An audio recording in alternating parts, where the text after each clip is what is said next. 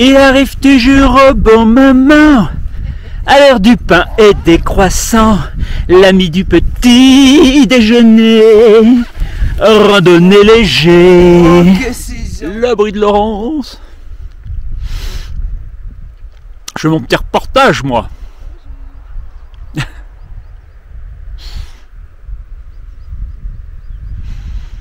Le mien qui dépasse là.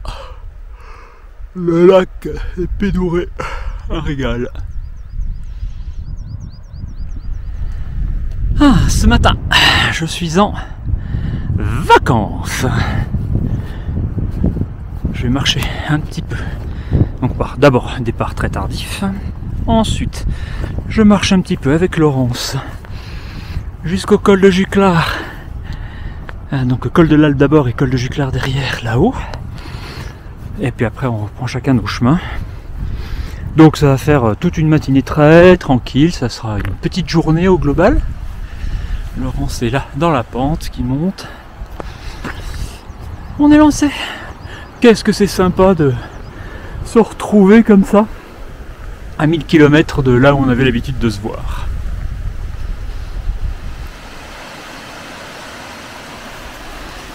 Et juste là, l'abri, entre guillemets, des pédourés.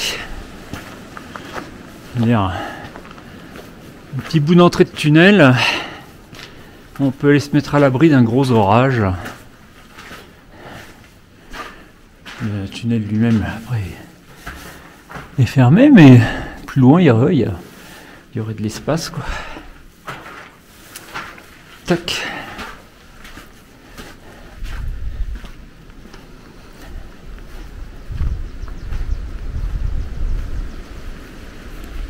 Là devant, les couillades de Pédouré.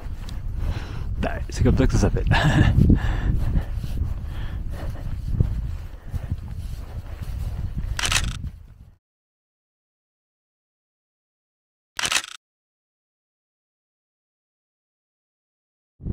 Arrivé à l'étang de Coire, dans un petit défilé venteux. Ça va se calmer quand ça va s'élargir.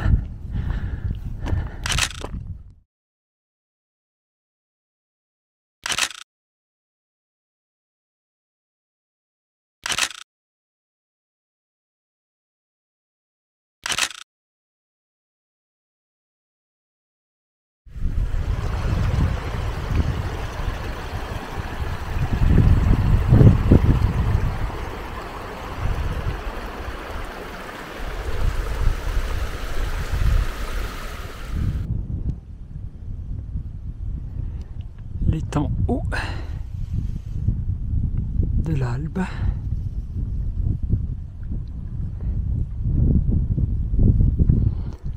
Et là-haut, le col de l'Albe.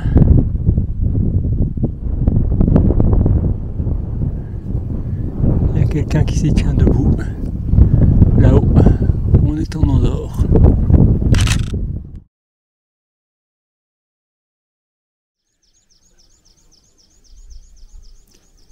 Col de Juclar. Là en bas, lac de Juclar et le refuge, c'est la direction de Laurence. Et de ce côté-là, direction les lacs de Fontargente. Et moi, je vais longer par le côté Ariège.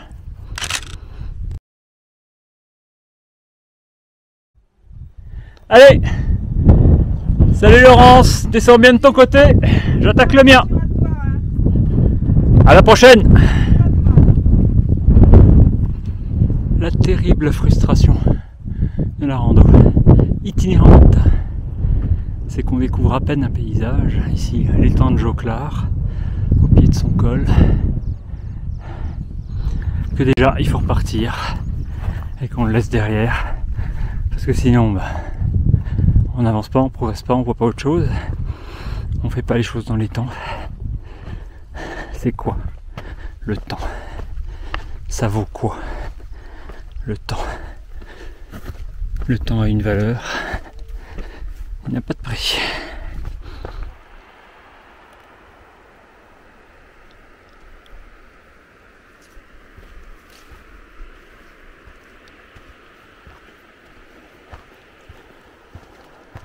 Voilà, à la descente du col de Juclar, j'ai pris mon embranchement après une petite fausse route parce qu'il y avait tout un groupe qui était assis en travers et qui me masquait qu'il y avait le chemin qui se séparait. Mais maintenant, j'entreprends de longer la frontière andorrane par le versant français, ayant déjà fait le versant andorran il y a quelques années. C'est Laurence qui est sur ce versant andorran. Voilà, des couleurs, des contrastes, des lumières incomparables et du caillou, beaucoup de cailloux.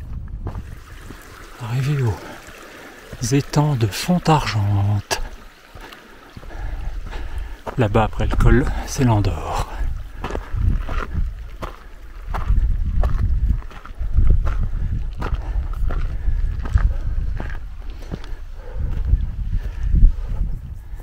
D'un étang de Fontargente, l'autre, un vieux pluviomètre. Et je poursuis. J'aurais bien aimé arrêter de faire trempette, mais ça fait à peine 2 heures que j'ai quitté Laurence. Faut quand même que j'avance si je veux rattraper ma journée. J'ai peut-être un lac au bout si je marche assez vite. Le Rul et son refuge. Moi je descends par là. Et on va repartir par la vallée, ici sur la gauche, jusqu'à un col. Je présume qu'il faut que je passe au col, là-haut, vers la droite. C'est la pire heure. Le soleil cogne. Je viens de faire une grosse pause à l'ombre près d'une bien bonne source fraîche, histoire de réhydrater, parce que là j'ai 300 mètres de grimpette, je sais pas par où ça passe. J'ai une trace qui part de là-bas, on va voir ce qu'elle dit. Les 300 mètres là en pleine chaleur, donc je me suis réhydraté, j'ai pris de l'eau pour la montée, alors que ça se fasse. Ça fut une raide montée droit dans la pente pour ce petit col sans nom. Et maintenant, on va passer en balcon au-dessus de cette large vallée, vers cette petite sente là, pour aller rejoindre le col qui est là-bas. Alors, juste après le col monté tout chouffe dans l'herbe, là, avec le soleil du soir et les jambes et les bras qui chauffent, j'ai enfilé mes affaires de bivouac pour marcher, histoire de pas cramer totalement. Et juste après m'être changé, donc et m'étant engagé là dans ce grand cirque, je croise 2 Allemands en sens contraire, bien chargés, qui me disent on a 25 ans d'expérience, n'y allez surtout pas, c'est épuisant, c'est très dangereux, on a perdu la trace un paquet de fois, enfin vous faites ce que vous voulez, etc. Bon, c'est un dédale de grands blocs, hein, comme vous voyez. Moi je suis là, j'ai la trace GPS, donc je peux me repérer exactement là. C'est au moins une trace déposée qui fonctionne, il faut croire. Et donc j'ai déjà fait 80%, 90%. Le col était là-bas. Et l'autre est là-bas, dans le creux. Donc j'ai le bouli ici à franchir, là en face.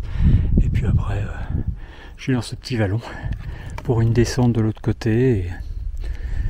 Et remonter chercher le bivouac. Go! Port de l'homme mort. Bah, grosse balade là dans ce cirque. Mais bon. Oh, hein. Les gros blocs. J'ai déjà fait ça souvent.